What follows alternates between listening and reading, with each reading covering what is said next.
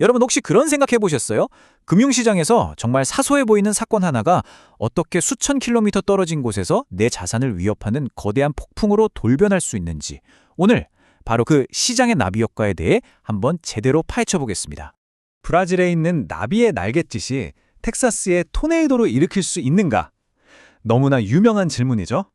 자, 이걸 금융시장에 그대로 가져와 볼까요?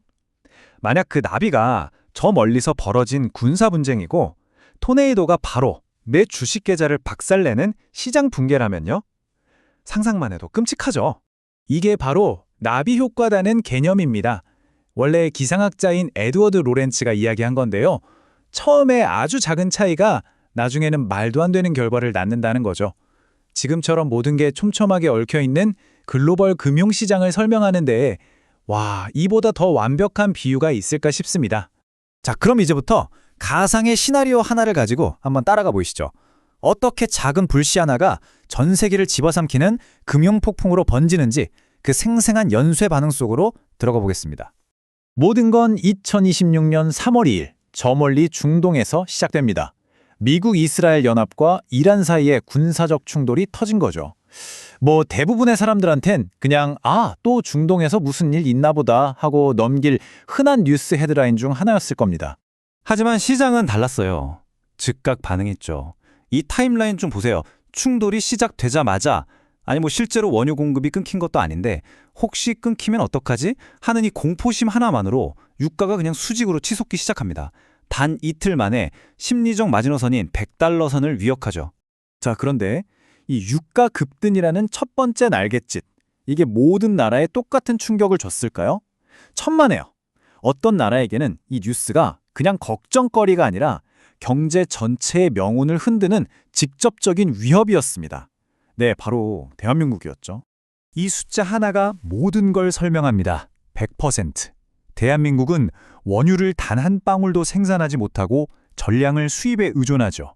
그리고 더 치명적인 건 그 수입 원유의 70%가 바로 지금 분쟁이 터진 호르무즈 해협을 지나서 온다는 사실입니다. 이 구조적인 약점 때문에 유가 충격은 곧바로 한국 경제의 급소 세 군데를 동시에 찌릅니다. 첫째, 모든 공장의 원가가 치솟고 둘째, 에너지 수입액이 늘면서 나라 살림에 빨간불이 켜지죠. 마지막으로 물가가 폭등할 거란 공포에 사람들이 지갑을 꽁꽁 닫기 시작하는 겁니다. 자, 이제 이야기의 클라이맥스입니다. 중동에서 시작된 작은 나비의 바람이 태평양을 건너 어떻게 서울 증시에 거대한 토네이도로 상륙했는지 그야말로 극적이었던 48시간을 함께 보시죠. 이야, 이 화면을 보면 정말 기가 막힙니다. 같은 사건을 두고 두 시장의 반응이 하늘과 땅 차이였거든요. 미국 S&P 500 지수는 고작 1% 빠졌습니다. 이 정도는 관리할 수 있는 리스크라고 본 거죠. 하지만 한국의 코스피는 무려 12%가 폭락했습니다. 이건 그냥 하락이 아니에요. 25년 만에 찾아온 재앙 그 자체였습니다. 당시 서울증권거래소의 풍경입니다. 온통 하란색, 아니죠. 한국은 하락이 빨간색이죠. 시뻘건 숫자들로 가득 찬 화면처럼 시장은 그야말로 공포에 질려 있었습니다. 이성적인 판단은 실종됐죠. 너도 나도 팔아치우는 투매와 손실을 막기 위해 컴퓨터가 자동으로 주식을 던져버리는 알고리즘 매매가 뒤엉키면서 그냥 걷잡을 수 없는 하락의 소용돌이가 만들어진 겁니다. 전부 다 팔았어요. 그냥 빠져나와야만 했어요. 당시 한 개인 투자자의 이 한마디가 차가운 숫자 뒤에 숨어있던 실제 사람들의 그 생생한 공포를 그대로 보여주는 것 같네요. 구체적인 숫자를 보면 그 참상이 더 와닿습니다. 코스피 지수는 역사상 가장 큰 폭으로 떨어졌고 우리나라의 자존심인 삼성전자마저 하루 만에 11% 넘게 무너졌습니다. 외국인들이 미친 듯이 팔고 나간 거죠. 제조업의 또 다른 축인 SK하이닉스도 이 폭등을 피할 순 없었습니다. 그런데 말이죠. 이 토네이도가 한국에만 머물렀을까요? 아니죠. 그 충격파는 곧바로 다른 시장으로 번져나가기 시작했습니다.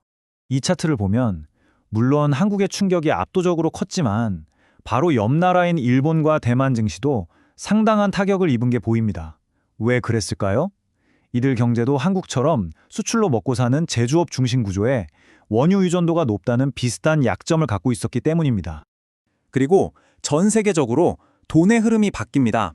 투자자들이 위험하다 싶은 곳에서 돈을 빼서 어디로 갔을까요?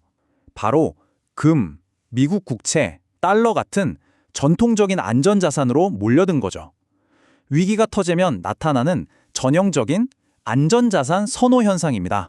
자, 이렇게 대폭락을 겪고 나서 시장은 어떻게 됐을까요? 이야기는 여기서 끝나지 않습니다. 폭풍이 핥히고 간 바로 다음 날, 시장은 또 한 번 우리 모두를 깜짝 놀라게 만들죠. 믿기 힘드시겠지만 마이너스 12% 폭락 바로 다음 날 코스피가 무려 9.6%나 폭등했습니다. 이렇게 극단적으로 오르내리는 V자 반등, 이게 바로 공포와 불확실성이 시장을 완전히 지배하고 있다는 아주 대표적인 신호입니다. 여기서 우리는 아주 중요한 질문을 던져야 합니다. 이 갑작스러운 급등, 과연 진짜 바닥을 찍고 회복하는 신호탄일까요? 아니면 시장에서 흔히 말하는 데드캣 바운스, 즉 죽은 고양이의 반등에 불과한 걸까요? 데드캣 바운스, 이름이 좀 끔찍하죠?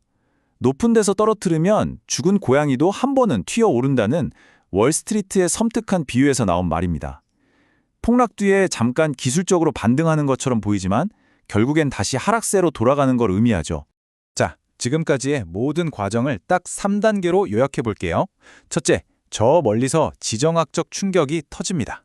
둘째, 그 충격이 특정 경제가 가진 구조적 약점을 정확하게 찌릅니다. 그리고 마지막, 투자자들의 공포심리가 걷잡을 수 없이 커지면서 작은 문제를 통제 불가능한 재앙으로 키우는 거죠. 이것이 바로 시장의 나비 효과가 작동하는 방식입니다. 그렇다면 우리는 이런 예측 불가능한 폭풍우 속에서 어떻게 자산을 지켜야 할까요? 정답은 의외로 간단하지만 아주 강력합니다. 바로 분산 투자죠. 이 도넛 차트처럼 특정 지역이나 자산에 올인하는 대신에 미국, 유럽, 아시아 등 지역을 나누고 주식, 채권, 원자재 같은 다양한 자산을 섞어서 담는 겁니다. 이게 핵심적인 방어 전략입니다. 오늘 우리는 정말 작은 날갯짓 하나가 어떻게 거대한 토네이도가 될 수 있는지를 똑똑히 봤습니다. 그리고 가장 중요한 사실은 이것입니다. 다음 위기를 몰고 올 나비는 바로 지금 이 순간에도 세계 어딘가에서 조용히 날갯짓을 시작했을지 모른다는 거죠. 자, 마지막으로 여러분께 묻겠습니다. 여러분의 포트폴리오는 그 폭풍에 맞설 준비가 되어 있습니까?